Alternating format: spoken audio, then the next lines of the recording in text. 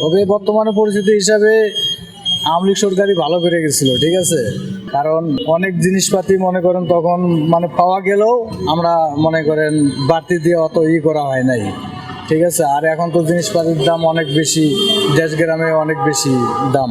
আওয়ামী লীগ সরকার দেশের জন্য অনেক কিছু করছে, ফুট ওভার ব্রিজ, রাস্তাঘাট, বিদ্যুৎ সব দিক দিয়েই ভালো করছে সারা বাংলাদেশে।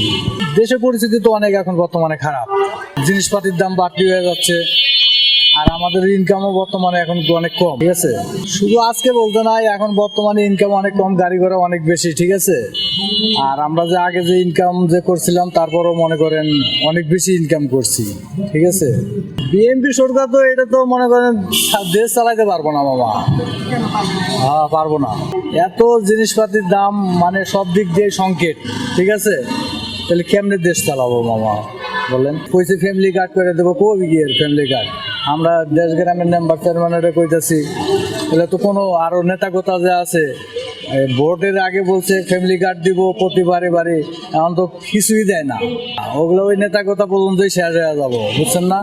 আমাদের সাধারণ লোকের মানে আসবে না ঘরে ফ্যামিলি কার্ড।